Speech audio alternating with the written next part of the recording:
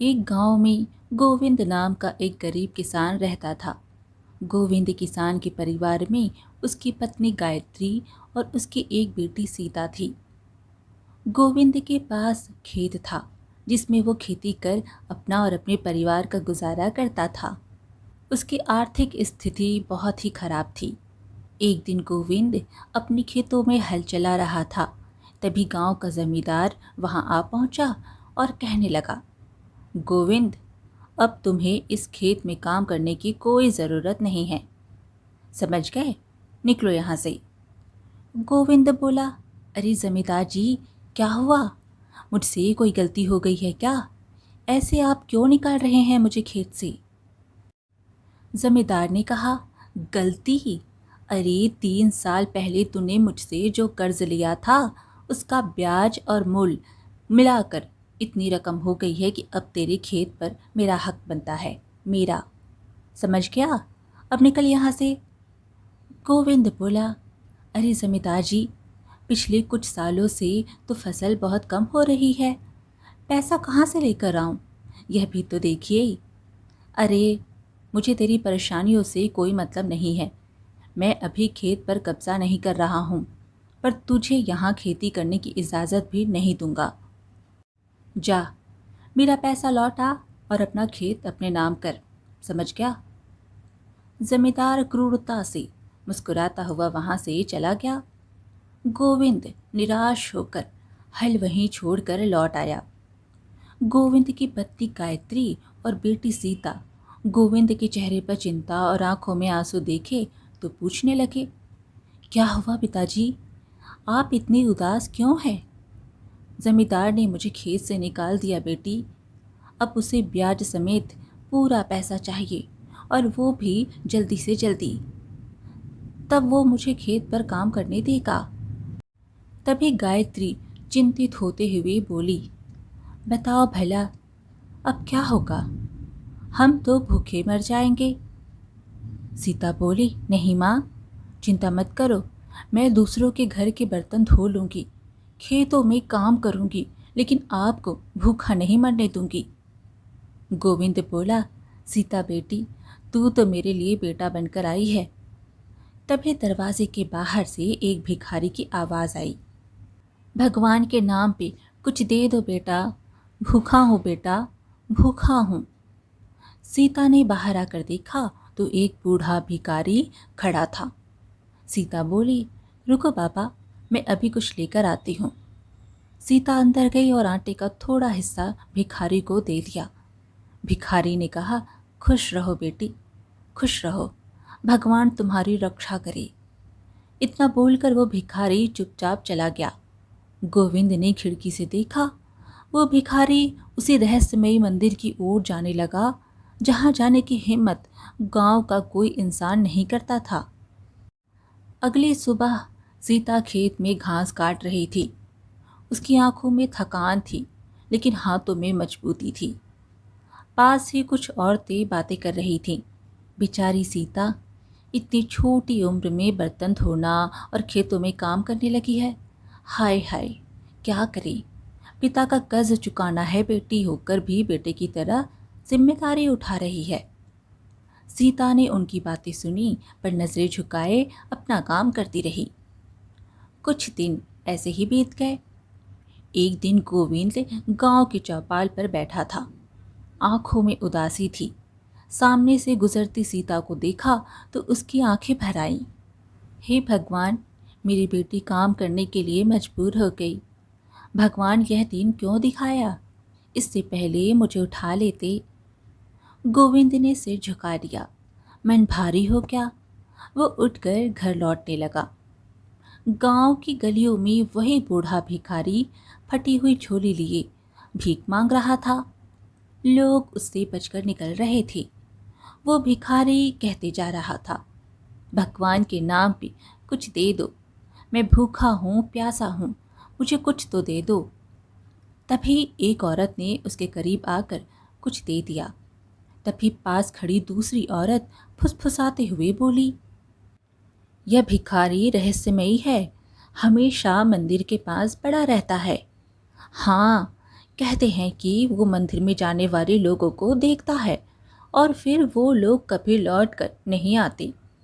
कहते हैं रात को मंदिर में अजीब आवाज़ें आती हैं, वहाँ जाना मौत को न्योता देना है। भिखारी चुपचाप आगे बढ़ गया। लोग उसे रहस्यमयी नज़रों से देखते रहे। फिर शाम हो गई। आसमान में काले बादल छाने लगे। बिजली कड़क रही थी। तेज बारिश होने लगी। गोविंद सिर झुकाए रास्तों पर चल रहा था। वो सोच में डूबा हुआ था। हे भगवान, अब क्या होगा? यह सीता कब तक दूसरों के घरों में काम करेगी? काश काश कोई और रास्ता मिल जाए। गोविंद चलते चलते गांव के बाहर जंगल की ओर निकल पड़ा। बारिश तेज हो गई। पानी में भीगता हुआ गोविंद आगे बढ़ता गया। अचानक उसने खुद को एक पुराने मंदिर के सामने पाया। अरे, यह तो यह तो प्राचीन मंदिर है। यहाँ तो कोई नहीं आता। गोविंद ने मंदिर का खुला दरवाज़ा देखा। अंदर से हल्की रोशनी झलक रही थी। गोविंद बारिश से बचने के लिए भीतर चला गया। मंदिर के अंदर सन्नाटा था। गोविंद ने चारों ओर देखा। अचानक उसकी नज़र सामने पड़ी सोने की मुद्राओं पर पड़ी। वो चौंक कर बोला, इतनी इतनी सोने की मुद्राएं यहाँ, ये कैसे? अब गोविंद का दिल जोर जोर से धड़कने लगा। उसके मन में लालच घर करने लगा। अगर यह सोने की मुद्राएं मुझे मिल जाए तो फिर तो मेरा सारा कर्ज उतर जाएगा और सीता बेटी को काम भी नहीं करना पड़ेगा। इतना सोचकर गोविंद ने धीरे धीरे मुद्राओं की ओर कदम बढ़ा दिए। उसने हाथ बढ़ाकर जैसे ही उन मुद्राओं को छुआ, अचानक मंदिर का दरवाज़ा जोर से बंद हो गया। गोविंद घबरा गया। अरे, ये क्या हुआ? ये क्या हो गया? अगले ही पल गोविंद गायब हो गया। मंदिर में सन्नाटा छा गया। कुछ दिन बीत गए, लेकिन गोविंद का कोई पता नहीं चला। सीता और उसकी माँ चिंता में डूब गई। गायत्री का रो रो कर बुरा हाल था। सीता ने अपनी माँ गायत्री को समझाते हुए कहा, तुम चिंता मत करो माँ, मैं पिताजी को ढूंढ कर लाऊंगी। गायत्री बोली, नहीं बेटी, गांव के लोग बता रहे थे कि उन्हें प्राचीन मंदिर की ओर जाते देखा गया था और तू तो जानती है कि कोई भी उस मंदिर से वापस नहीं लौटा। वहाँ जाना खतरनाक है। सीता बोली, माँ, मैं बेटी हूँ, लेकिन मैं बेटा बनकर दिखाऊंगी। मैं पिताजी को ज़रूर वापस लेकर आऊंगी। रात के समय पूरा गांव सो चुका था। सीता चुपचाप घर से निकल गई और हाथ में एक दिया जलाए हुए वो जंगल की ओर बढ़ गई। सीता रास्ते में सोचते हुए जा रही थी, पिताजी को कुछ नहीं होने दूंगी, मुझे सच जानना ही होगा। सीता ने हिम्मत जुटाकर मंदिर की ओर कदम बढ़ा दिए। कुछ देर बाद सीता मंदिर के पास पहुंच गई। वो भिखारी अपनी जगह पर सिर झुकाए बैठा था, जैसे गहरी नींद में हो। सीता धीरे धीरे उसके पास पहुंचकर बोली, बाबा। भिखारी ने आंखें खोल ली। क्या चाहिए लड़की? सीता ने कहा, आप इस मंदिर के पास रहते हैं, आपने मेरे पिता को देखा था। बूढ़े भिखारी ने कहा, तुम्हारे पिता मंदिर के दरवाजे तक गए थे और फिर मंदिर ने उन्हें निकल लिया। मतलब जो इस मंदिर के रहस्य को नहीं जानता, वो इसमें जाने के बाद लौट कर नहीं आता। सीता के रोंगटे खड़े हो गए। सीता बोली, मुझे सब कुछ बताइए बाबा। बूढ़े भिखारी ने कहा, अगर जानना चाहती हो तो कीमत चुकानी होगी। सीता बोली, जो भी कीमत हो मैं चुकाऊंगी। भिखारी रहस्यमय तरीके से मुस्कुराते हुए बोला, हाँ, यहाँ से चली जाओ लड़की। सच तो यह है कि मैं तुम्हें चाह कर भी कुछ नहीं बता सकता। अगर मैं तुम्हें कुछ भी बताने का प्रयास करूँगा तो जल कर भस्म हो जाऊँगा। तुम्हें अगर रहस्य का पता लगाना ही है तो स्वयं ही इस मंदिर के अंदर जाना होगा, और इस मंदिर के अंदर जो भी जाता है वो या तो वापस नहीं आता, और अगर आता है तो शायद कुछ और ही बनकर आता है। सीता बोली, कुछ और बनकर आता है से आपका क्या मतलब है? तभी वहां पर एक व्यक्ति राजसी पोशाक पहने आ पहुंचा। उसकी आंखों में विचित्र सी खामोशी थी, जैसे वह भी कुछ खोजने आया हो। सीता ने उसे देखकर पूछा, आप कौन हैं? उसने कहा, मैं इस राज्य का राजकुमार हूँ और मैं इस मंदिर का रहस्य सुलझाने आया हूँ। सीता के माथे पर चिंता की लकीरें उभर आई। सीता ने फिर पूछा, आप इस मंदिर के बारे में क्या जानते हैं? राजकुमार के चेहरे पर रहस्यमयी उदासी थी। उसने बोला, बरसों पहले मेरे दादा भी इस मंदिर में गए थे और फिर कभी लौट कर नहीं आए। कुछ पलों तक दोनों के बीच सन्नाटा रहा।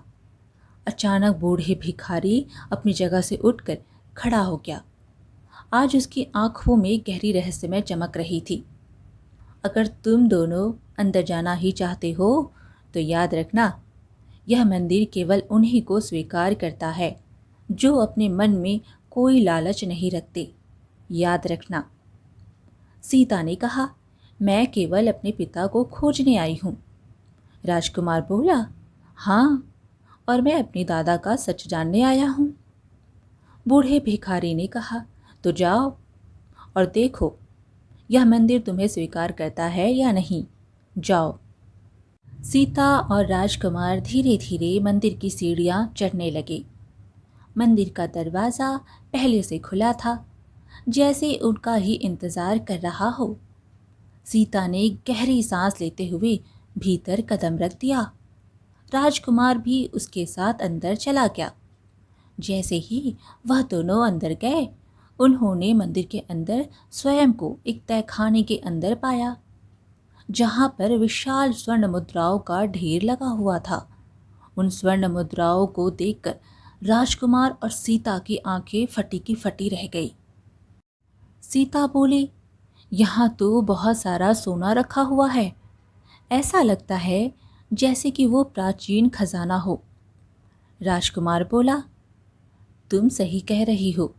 यह खजाना तो इतना विशाल है जिसकी कोई राजा कल्पना तक नहीं कर सकता।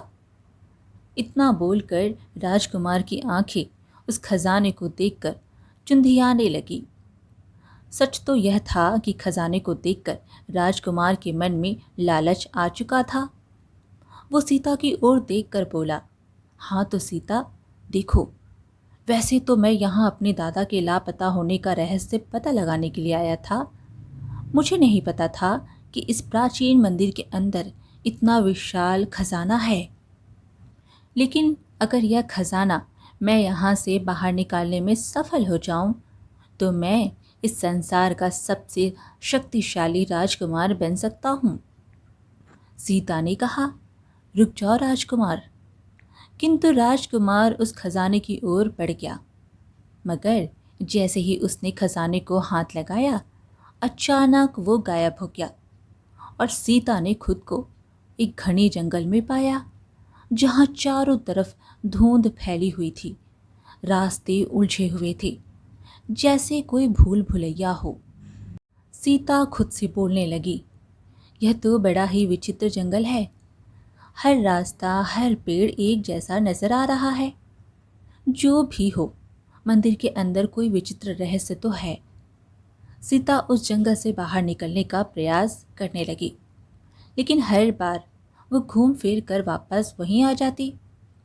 सीता कहने लगती है, यह क्या हो रहा है? मैं घूम फिर कर वहीं आ जाती हूँ। ऐसा लगता है यह कोई जादुई भूल भुलैया है। क्या मैं इससे कभी बाहर नहीं निकल पाऊंगी? तभी रंग बिरंगे फूलों के बीच में से एक सुंदर स्त्री प्रकट हो गई। उसका चेहरा शांत लेकिन रहस्यमयी था। सुंदर स्त्री ने कहा, अगर तुम इस भूल भुलैया से बाहर निकलना चाहती हो तो तुम्हें मेरे एक सवाल का जवाब देना होगा। सीता ने कहा, तुम कौन हो? सुंदर स्त्री बोली, यह जानना अभी ज़रूरी नहीं। सवाल का जवाब दो, नहीं तो जीवन भर यहीं भटकती रहोगी। सीता बोली, पूछो, सवाल बताओ। सीता बोली, पूछो, सवाल बताओ। स्त्री ने कहा, ऐसी कौन सी चीज़ है जिसे हर कोई देख सकता है लेकिन उसे पकड़ नहीं सकता? सीता सोच में पड़ गई, फिर बोली, इसका उत्तर है हवा। सुंदर स्त्री मुस्कुराते हुए अचानक गायब हो गई। अगले ही पल सीता ने खुद को एक नए स्थान पर पाया। इस बार उसके सामने एक विशाल तालाब था जो घनी जंगल के बीच में था। फिर अचानक पानी हिलने लगा और सीता धीरे धीरे डूबने लगी, जैसे पानी उसे नीचे खींच रहा हो। तभी वही सुंदर स्त्री फिर प्रकट हो गई। अगर तुम यहाँ से बाहर निकलना चाहती हो तो मेरे सवाल का जवाब दो, लेकिन याद रखना, गलत उत्तर तुम्हारा अंत का कारण बन सकता है। सीता बोली, जल्दी पूछो, मैं डूब रही हूँ। बताओ, वो वस्तु क्या है जो हमारे पास होते हुए भी कभी पूरी तरह से हमारी नहीं हो सकती? सीता तेजी से सोचने लगी। पानी अब उसकी गर्दन तक पहुंच चुका था। अचानक उसकी आंखों में चमक आई। उसने कहा, वो समय है जो हमारे पास होते हुए भी कभी पूरी तरह से हमारा नहीं होता और एक दिन खत्म हो जाता है। सुंदर स्त्री हंसने लगी। अगले ही पल सीता ने खुद को फिर से मंदिर के अंदर एक विशाल गुफा में पाया, जहां दिए जगमगा रहे थे। गुफा के अंदर विचित्र चित्र बने हुए थे। जैसे ही उन्होंने उन चित्रों को देखा, वो भयानक शक्ल में बदलने लगे और उनमें हलचल होने लगी। दीवारों पर बने चित्र जीवित होने लगे। उनकी आंखें चमक उठी और अजीब आवाजें गूंजने लगी। सीता डर के मारे पीछे हट गई। अचानक गुफा के अंदर जलते हुए दीपक एक एक करके बुझने लगे और अंधेरा छाने लगा। सीता घबराते हुए बोली, अगर पूरी तरह अंधेरा हो गया तो मैं हमेशा के लिए यहाँ फंस जाऊंगी। तभी सुंदर स्त्री फिर से प्रकट हुई। उसके चेहरे पर इस बार गंभीरता थी। अब मेरे आखिरी प्रश्न का उत्तर दो। अगर तुमने गलत उत्तर दिया तो तुम्हारा हश्र भी इन्हीं की तरह होगा। अचानक गुफा में एक स्थान पर रोशनी फैल गई और सामने कंकालों का ढेर नजर आने लगा। सीता भयभीत हो गई। सीता कांपते हुए बोली, तुम्हारा तीसरा प्रश्न क्या है? स्त्री बोली, बताओ, वो क्या है जो हमें दिखाई देती है लेकिन हम उसे समझ नहीं पाते? सीता गहरी सोच में डूब गई। गुफा में अंधेरा और गहरा होने लगा। हवा सर्द हो गई। तभी सीता ने कहा, वो नफरत, क्रोध और ईर्ष्या है जो हमें दिखाई तो देती है लेकिन हम उसे कभी समझ नहीं पाते और जानबूझकर अनदेखा करते हैं। सुंदर स्त्री जोर से हंसने लगी। अगले ही पल गुफा का वातावरण सामान्य हो गया। कंकाल गायब हो गए और सीता ने खुद को मंदिर के बगीचे में खड़ा पाया। सीता आश्चर्य से उस सुंदर प्राचीन मंदिर के अंदर स्थित उस सुंदर बगीचे को देखने लगी। तभी वही सुंदर स्त्री प्रकट हो गई और रहस्यमयी अंदाज में सीता की ओर देखकर बोली, अगर तुम भी राजकुमार की तरह लालच में आकर खजाने की किसी भी मुद्रा को स्पर्श कर लेती तो विश्वास करो, तुम इस मंदिर से कभी बाहर नहीं निकल पाती, और अगर बाहर निकल भी पाती तो अपनी असली सूरत में नहीं निकल पाती और हमेशा इस मंदिर की अंधेरी गलियों में भटकती रहती। सीता ने कहा, आखिर कौन हो तुम? सुंदर स्त्री बोली, मैं इस प्राचीन मंदिर की रक्षा करने वाली देवी हूँ। इस मंदिर के अंदर एक विचित्रता है। जब भी कोई व्यक्ति जिसके मन में थोड़ा सा भी लालच भरा होता है, वो जब इस मंदिर के पास से गुजरता है तो वह खुद ही इसके अंदर खींचा चला आता है। फिर यह मंदिर लालची लोगों को निकल जाता है। सीता बोली, मुझे किसी का लालच नहीं है, मुझे मेरे पिता वापस चाहिए। सुंदर स्त्री बोली, तुम्हारे पिता एक लालची थे। सीता बोली, नहीं, मेरे पिता लालची नहीं थे, बस कर्ज में फंसे हुए थे।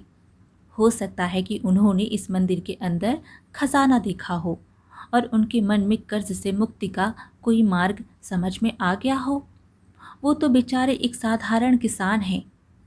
मैं चाहती हूँ कि तुम केवल मेरे पिता को ही नहीं, बल्कि जो राजकुमार मेरे साथ आया था उसे भी वापस कर दो, और जितने भी लोग इस मंदिर के अंदर जाकर लालच की वजह से गायब हुए हैं उन सब को वापस कर दो, क्योंकि सभी को सुधरने का मौका मिलना चाहिए। सुंदर स्त्री रहस्यमयी अंदाज में मुस्कुराती हुई सीता की ओर देखकर बोली, तुमने मेरे तीनों प्रश्नों का सही उत्तर दिया है। तुम पहले इंसान हो जो सवालों के सही जवाब देने में सफल हुई हो। इसलिए तुम्हारे पिता तुम्हें ज़रूर मिलेंगे, और मैं केवल तुम्हारी वजह से उन सब लोगों को आज़ाद कर रही हूँ जो अपने लालच की वजह से यहाँ पर फंसे हुए हैं।